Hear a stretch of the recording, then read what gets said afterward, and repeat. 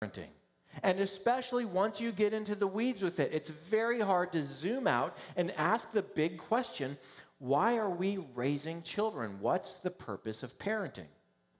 Now, the other challenge in answering this question is that there are two mindsets you can adopt to answer it. And the first one, which is the wrong one, is the default mindset. And it is to think like an owner, to have the mindset of an owner when it comes to your children. Now, you would never say it this way.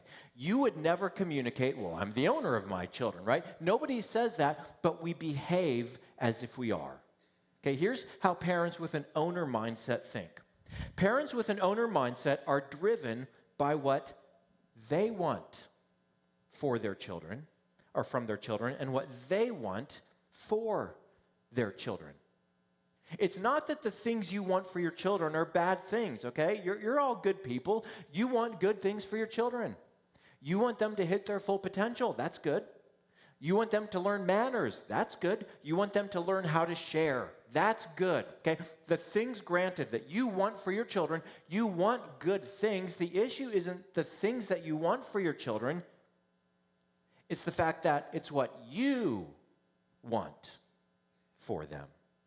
And it's what you want from them. What do you want from them? You want them to show you respect. Okay, you want them to not embarrass you in public. Okay, you want things for your children, and you want things from your children. And this shows up in all kinds of ways in parenting. Now, we've all seen some very unhealthy ways that this shows up. For example, you've probably seen the parents at the ball field who are trying to live vicariously through their children. And they push, and they push, and they push, and it's never good enough. And they always want them to achieve more, be better at music, be better at sports, be better at academics. And they're trying to gain a sense of self-esteem and identity through the lives of their children. We've all seen it in unhealthy ways, but this shows up all over the place. In fact, so many of the modern approaches to parenting are rooted in an owner mindset. You've heard of helicopter parents, the parents who always hover, to make sure nothing bad happens. Then we came up with snowplow parents and lawnmower parents. Those are the parents who always clear the path so their kids don't have to do hard work. Have you heard some of the newer iterations of this? Have you heard of concierge parents?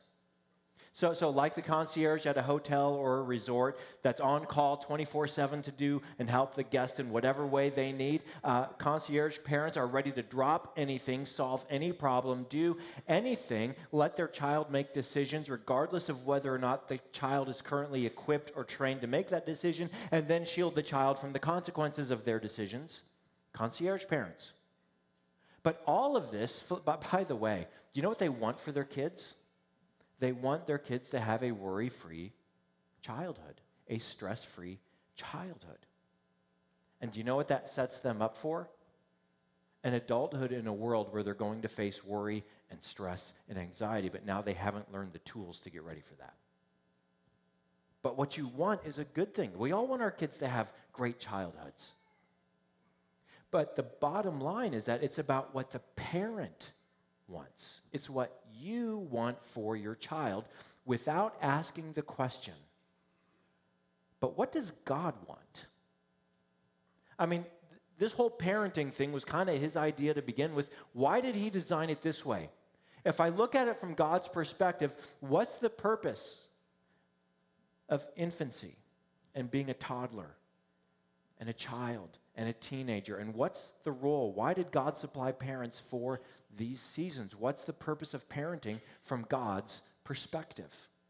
Because the biblical authors said something that it's really easy to lose sight of. Psalm 127 says this: children are a heritage from the Lord, offspring a reward from him. We lose sight of this, except the people who don't are the people who struggle with infertility.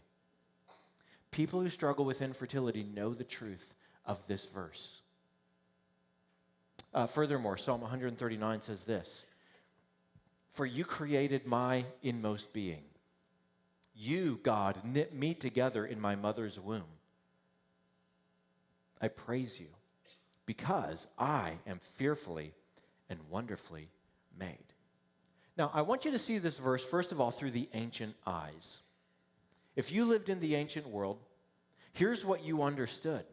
After a man and woman have intimate relations, 4 to 5 months later, there's a bump, a baby bump, and then it grows until 9 months, a human being is born, a baby is born.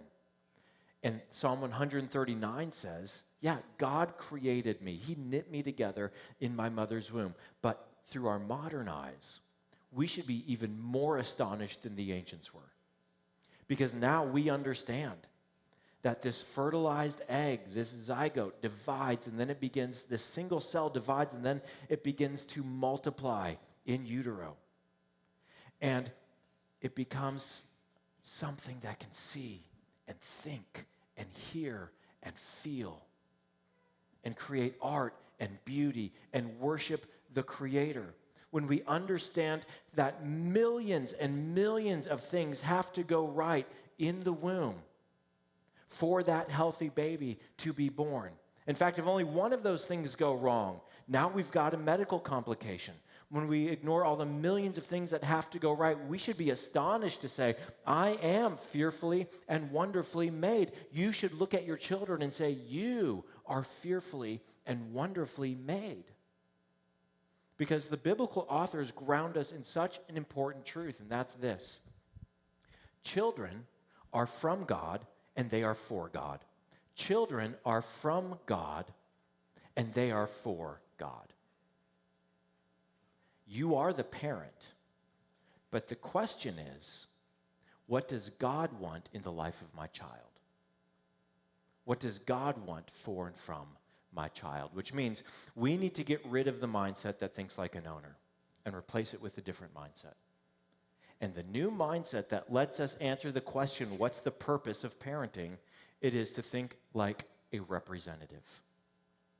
Your role as a parent, no matter the age of your child, from infancy through adulthood, is to represent the character and love of God in your home and in the lives of your children. To represent His truth, to represent His holiness, to represent His grace, to represent His goodness, to represent His forgiveness.